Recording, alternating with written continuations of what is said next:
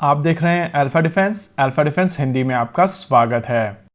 आज के इस वीडियो में हम लोग बात करने वाले हैं भारतीय वायुसेना के डबल क्रैशेस को लेकर। आज भारतीय वायुसेना का एक जैगवार फाइटर बॉम्बर और दूसरा AN-32 कार्गो एयरक्राफ्ट क्रैश हुआ है और इस डबल क्रैश के बाद में फिर से वो डिबेट शुरू हुआ है कि भारतीय वायुसेना के एयरक्राफ्ट काफी ज्यादा पुराने हैं और लगातार भारतीय वायुसेना को लॉसेस झेलने पड़ रहे हैं। इस वीडियो के दौरान हम लोग इन दोनों प्लेटफॉर्म्स के बारे में थोड़ी सी बातचीत करेंगे, साथ ही समझने की कोशिश करेंगे कि टेक्निकली इस समय क्या ऐसी सिचुएशन बनी हुई है जिसके चलते ये क्रैशेस हो रहे हैं। सबसे पहले हम लोग समझने की कोशिश करते हैं जैगवार फाइटर बॉम्बर्स को, लेकिन उससे पहले मैं यहाँ पर एक चीज बता देता हूँ कि इन दोनों क्रैशेस में भारतीय वायुसेना के पायलट्स को किसी भी तरीके का नुकसान नहीं हुआ है। क्रू सेफ है और इस समय भारतीय वायुसेना की तरफ से रैकेज को उठाने की कोशिश की जा रही है। जैगवार क्रैश को लेकर ये कॉन्फर्मेशन भारतीय वायुसेना की तरफ से डायरेक्टली दे दी गई थी और अभी जब मैं ये वीडियो रिकॉर्ड कर रहा हूँ तो ऑफिशियली हम लोगों को पता चला है कि AN-32 को लेकर भी भारतीय वायुसेना की तरफ से स्टेटमेंट दिया गया है, जो अभी तक उनके ऑफिशियल हैंडल पर नहीं आया।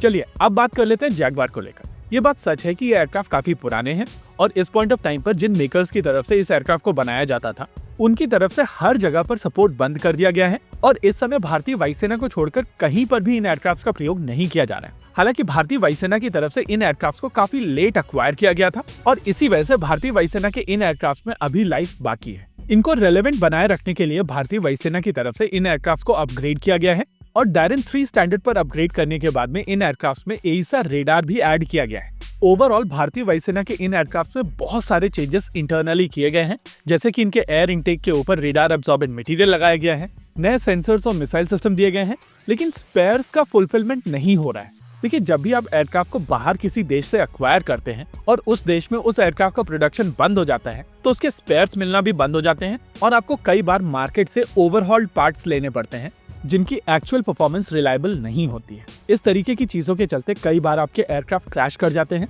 और भारतीय वायुसेना के बहुत सारे एयरक्राफ्ट के केस में ये चीज पहले भी हुई है। एग्जैक्टली ऐसा ही कुछ हम लोग इस समय रफाल को लेकर भी बात कर रहे हैं और अगर साल 2030 के आसपास हम लोग रफाल को अक्वायर करते हैं जिनको भारत में असेंबल नहीं किया जाता है तो उनकी भी सप्लाई चेन को लेकर काफी हद तक हम लोग फ्रांस के ऊपर डिपेंडेंट होंगे और साल 2040 में जब FCAS का प्रोडक्शन शुरू हो जाएगा तो रफाल को लेकर भी हम लोग मार्केट में उस समय ओवरहॉल्ड पार्ट्स को ढूंढते घूमेंगे। वहीं दूसरी ओर अगर AN-32 की बात की जाए तो अभी भारतीय वायुसेना इन एयरक्राफ्ट के रिप्लेसमेंट की बात नहीं कर रही है, क्योंकि वो ऑलरेडी एवरो के रिप्लेसमेंट के लिए C295 अपने बेड़े में शामिल कर रही है। जहां Jaguar fighter bomber late 60s और अर्ली 70s में बनना शुरू हुए थे और 1980s के शुरुआत में इनका प्रोडक्शन बंद हो गया था, लेकिन AN-32 साल 2012 तक बनाए गए हैं और भारतीय वायुसेना का जो एयरक्राफ्ट क्रैश हुआ है वो RE वेरिएंट है, यानी कि ये इसका अपग्रेडेड वेरिएंट है और इनको रिप्लेस करने के लिए भारतीय वायुसेना की तरफ से MTA प्रोग्राम इनिशिएट कर दिया गया है। हालांकि एवरो की तुलना में इन एयरक्राफ्ट को कुछ और दिन यूज किया जाएगा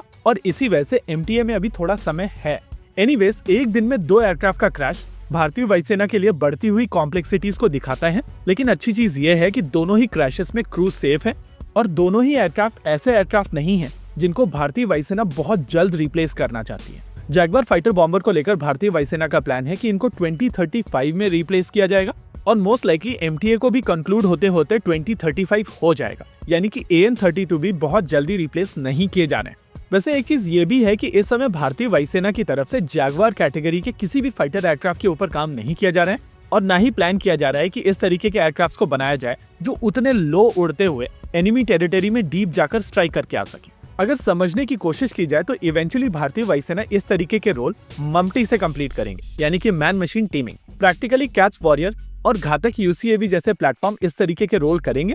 एनीवेज, आज के इस वीडियो में रखते हैं केवल इतना ही। वीडियो को अंत तक देखने के लिए धन्यवाद। देखते रहिए अल्फा डिफेंस। जय हिंद।